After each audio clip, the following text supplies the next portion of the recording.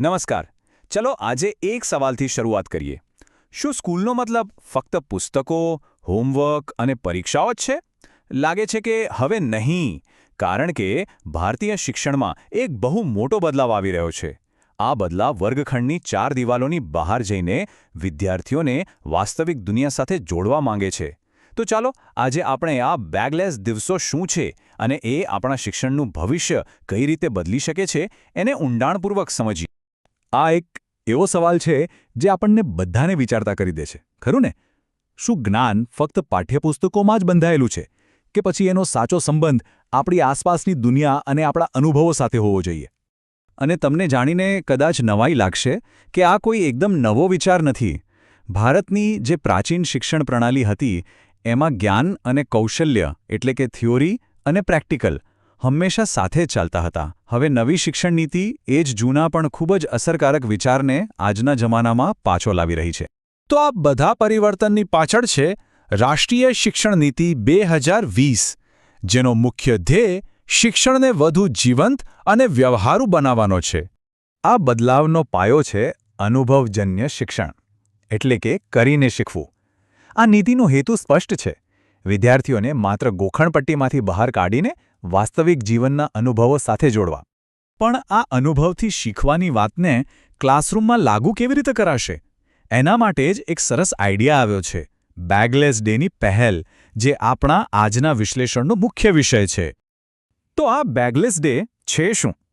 સાવ સાદા શબ્દોમાં કહીએ તો આ એવા ખાસ દિવસો છે જ્યારે ધોરણ 6 થી 8ના વિદ્યાર્થીઓ સ્કૂલ બેગના વજન વગર શાળાએ આવશે. અને એ દિવસે તેઓ જુદી જુદી વ્યાવસાયિક તાલીમ અને અલગ અલગ કૌશલ્યો શીખવા માટેની પ્રવૃત્તિઓ કરશે. હવે અહીંયા વ્યાવસાયિક શિક્ષણ અને કૌશલ્ય તાલીમ, આ બે શબ્દો વચ્ચેનો નાનો પણ મહત્વનો તફાવત સમજવો જરૂરી છે. જો વ્યાવસાયિક શિક્ષણ કોઈ એક ફિલ્ડનું બહોળું જ્ઞાન આપે છે, જ્યારે કૌશલ્ય તાલીમ કોઈ એક ચોક્કસ કામ કરવા માટેની પ્રેક્ટિકલ ટ્રેનિંગ પર ફોકસ કરે છે. અને આ નીતિનો ટાર્ગેટ કંઈ નાનો સૂનો નથી. ઉદ્દેશ્ય એ છે કે વર્ષ 2025 સુધીમાં દેશના ઓછામાં ઓછા 50% વિદ્યાર્થીઓને શાળાકીય શિક્ષણ દરમિયાન જ વ્યાવસાયિક શિક્ષણનો અનુભવ મળી જાય. 50%! આ ખરેખર બહુ મોટો લક્ષ્યાંક છે. તો હવે સવાલ એ છે કે આ કરીને શીખવું ખરેખર કેવું હશે? આ દિવસોમાં વિદ્યાર્થીઓ શું કરશે? ચાલો જોઈએ. આ આખી પહેલનો મુખ્ય હેતુ એક જ છે: ક્લાસરૂમમાં જે થિયરી શીખવવામાં આવે છે અને બહારની દુનિયામાં જે પ્રેક્ટિકલ કામ થાય છે એની વચ્ચેની જે મોટી ખાઈ છે એને દૂર કરવી. કારણ કે જ્ઞાનને જ્યારે અમલમાં મુકાય ત્યારે જ તે સાચું શિક્ષણ બને છે.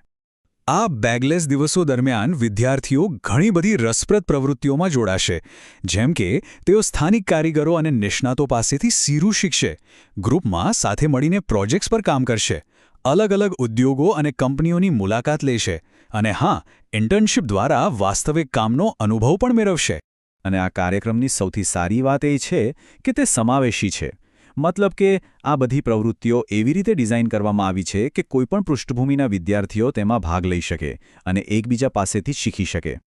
તો આ નવા અને રસપ્રદ અભિગમ પાછળ કયા માર્ગદર્શક સિદ્ધાંતો કામ કરી રહ્યા છે? ચાલો એના પર એક નજર કરીએ. આ કાર્યક્રમના ઉદ્દેશ્યો માત્ર સ્કિલ્સ શીખવવા પૂરતા સીમિત નથી.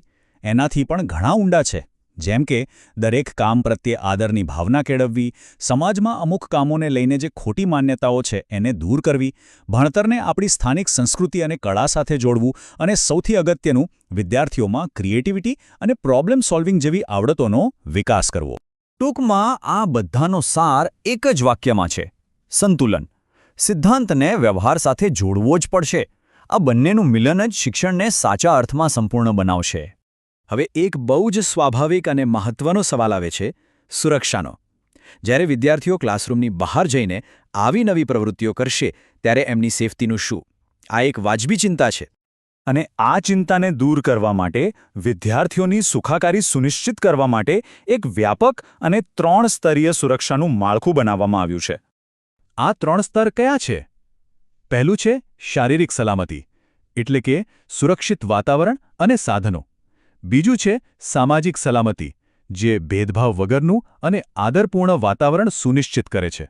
અને ત્રીજું, અને એટલું જ મહત્વનું, ભાવનાત્મક સલામતી, જેમાં વિદ્યાર્થીઓના માનસિક સ્વાસ્થ્યનું પણ પૂરેપૂરું ધ્યાન રાખવામાં આવશે. તો અંતમાં આ બધી ચર્ચા આપણને એક મોટા સવાલ પર લાવીને મૂકી દે છે. આ જે ઝડપથી બદલાતી દુનિયા છે એમાં આવનારી પેઢીને સફળ થવા માટે ખરેખર કયા કૌશલ્યોની જરૂર પડશે? કદાચ તેનો જવાબ હવે ફક્ત પુસ્તકોમાં નહીં પણ વાસ્તવિક દુનિયાના અનુભવોમાં જ છુપાયેલો છે.